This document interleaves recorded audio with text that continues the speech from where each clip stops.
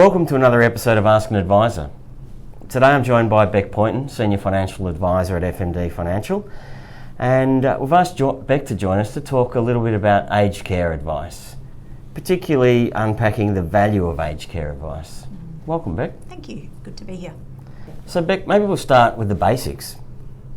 Do you need to get financial advice when thinking about aged care? It's a really complex area.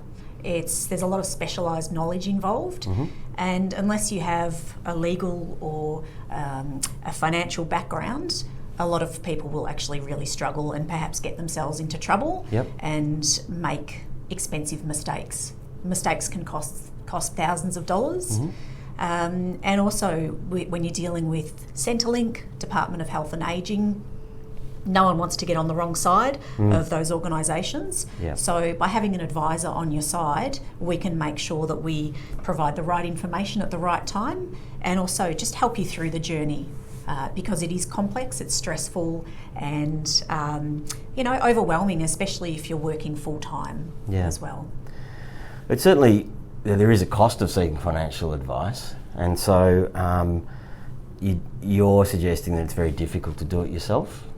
Yeah, look, I think it's an area where one decision affects other aspects. So you might be able to get the right tax outcome, but that might result in higher aged care fees than otherwise. So it's one of those situations where there's complexity and one area affects another. And as an advisor, I'm able to look at the bigger picture and make sure that we get the best optimal outcome overall. Yeah, great.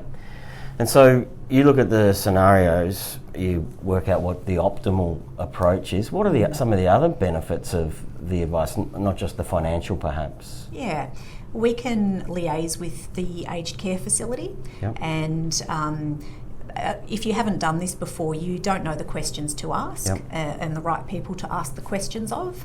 We do this week in, week out.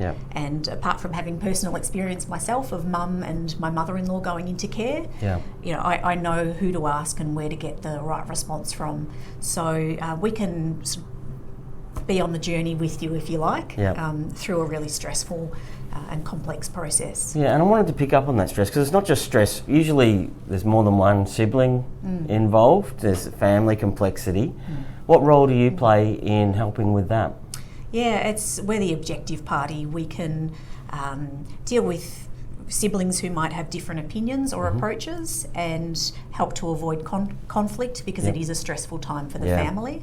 And bring everyone together, be the objective party who says, look, we can do this or we can do that, and what's best for your family and what's best for your loved one.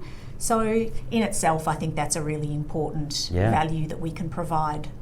So it's reducing the stress and the conflict, and then of course we can provide the optimum financial outcome, looking at different options, whether the house needs to be sold, whether there's other cash that might be available to pay an accommodation bond. We can gather all that information and then look at different outcomes. The financial modelling, will highlight what's the best outcome for your particular situation. Great. And so, it's a cold Tuesday morning in Melbourne, and when the weather gets cold, we tend to see that older people that need for aged care starts to rear its head, sometimes quite quickly.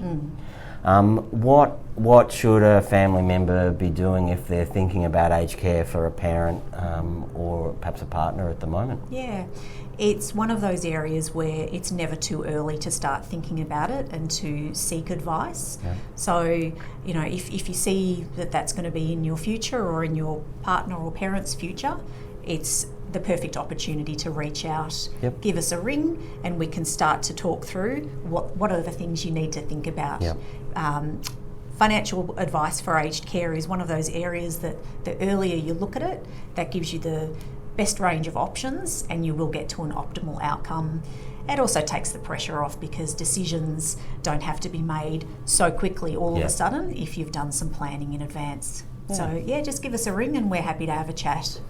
Fantastic. Are there any other things before we wrap up? Are there any other things that you would suggest that people consider when it comes to aged care advice?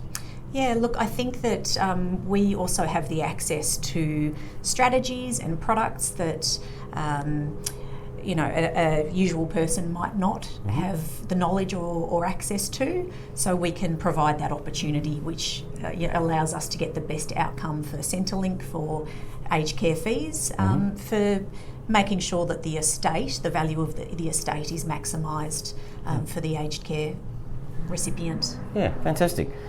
Well, Beck, thanks very much for joining me today for Ask an Advisor. If you've got any questions about aged care advice, well, now you know who to speak to. It's as simple as calling us or making a booking online. Thanks very much for joining me today, Beck. You're welcome. Thanks.